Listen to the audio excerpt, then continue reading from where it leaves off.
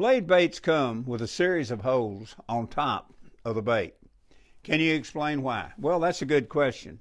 They're called line tie holes, allowing the angler to manipulate the action by changing the connection point.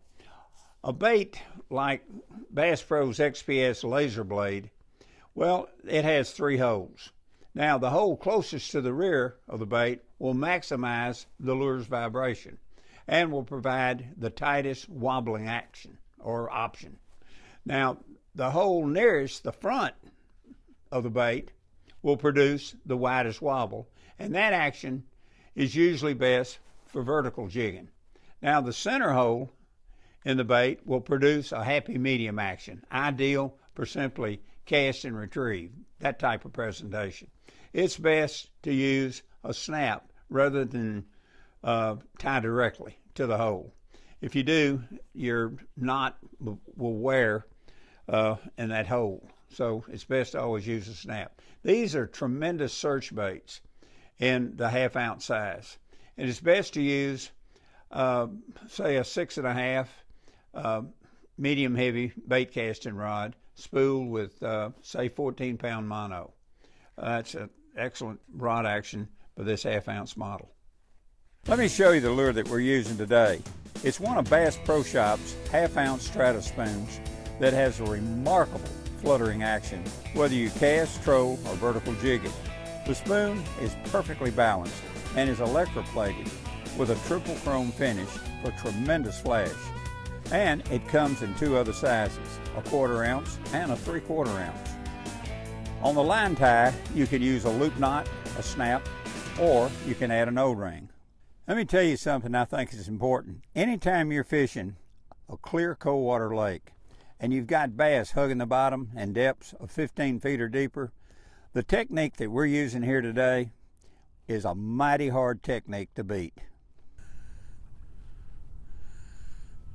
It's a good fish in that cover.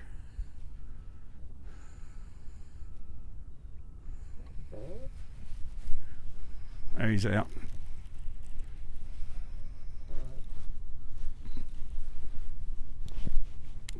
Oh, boy.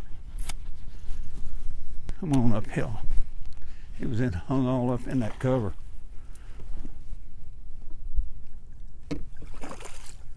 Come on back. There we go. Yes, sir. Had to get off that, swim free of that, didn't you? Little, need to eat you some shad.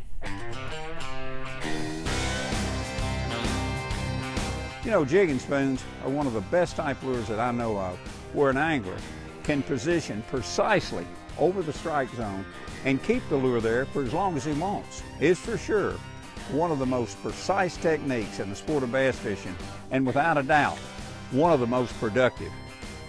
I mean, you can just sit right there as long as the wind doesn't blow you off, and just, if you want to, you can take a marker buoy and just throw it out for a reference point, and it can keep you exactly over that spot. But that graph right there is a valuable aid. It can keep you on it, and with your transducer on your trolling motor, the wind, if there is wind, if it blows you off, just pull right back up to it.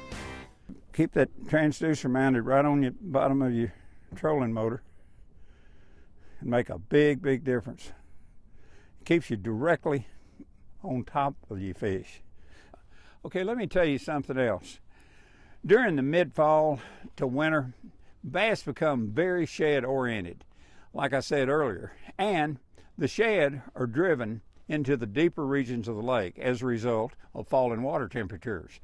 Also, the shad population experience drastic die-offs in the winter, especially when the water temperature, let's say, gets down below in the 40-degree range, down in around 42, 41, or especially lower in many areas of the country. But the bass, they anticipate this, and they literally gorge themselves on the shad that are dying and fluttering down, and a jigging spoon imitates this. There's no question about it. Deepwater jigging spoons are not worth a nickel unless they're coupled with a good graph and the ability of the angler to use it effectively. In order to catch deep bass, you naturally must first find the fish. You must also learn to identify and locate structure with your graph and then use it to find fish holding structure. Oh, I forgot to tell you, another important consideration when spoon fishing is your line size. Heavier lines, what they do, they affect the action of the lure as it falls.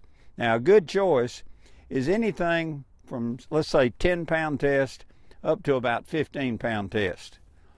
This past Christmas, one of my grandsons asked me, why do bass go so deep? And what's the deepest that I ever caught one? Well, the deepest was 65 feet. And the reason they go so deep, well, there are several environmental factors, such as temperature, light penetration, water clarity, pH, and the presence of bait fish that combine to form a comfort zone that bass find attractive.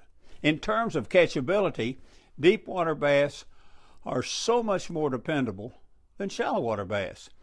This is simply because shallow fish respond more dramatically to daily weather changes. It affects them more readily in comparison to fish in deep water. So, anytime you get a major weather change and you're catching fish shallow, and you know some deep water fish, those are the ones that you can depend on. Go fish them.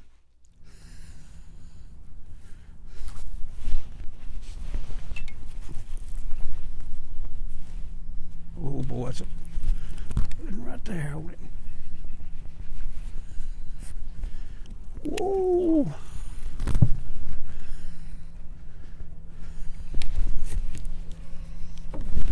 Oh, a nice one.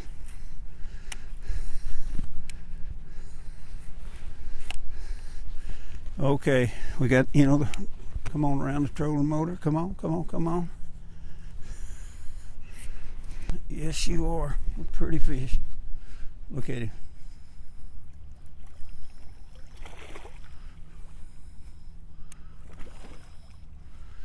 Ooh-wee. That spoon got you right in the corner of the mouth. Oh boy. Got you. And a big fat chunky fish. Oh. Yes, you are a pretty thing. Okay. Say bye-bye.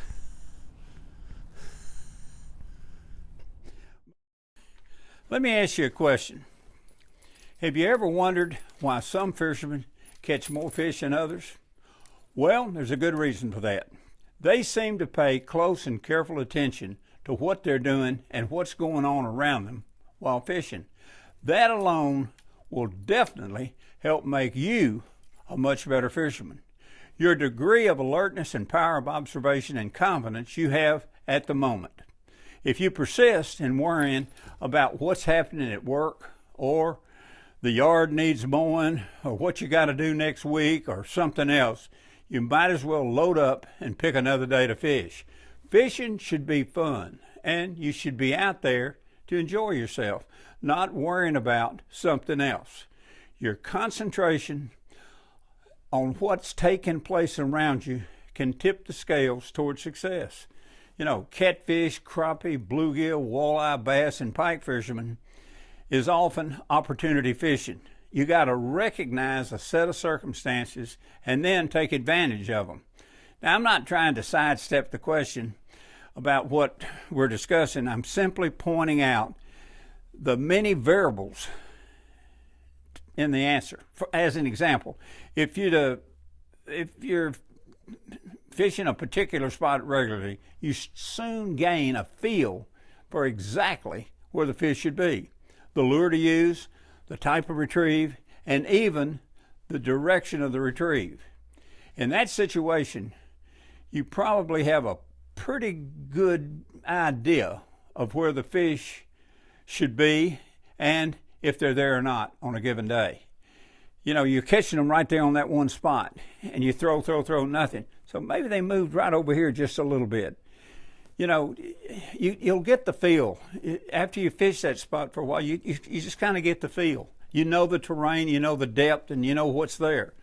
You know, you wouldn't be probing because experience has given you a great deal of information about that single spot or small area. Okay? Good luck.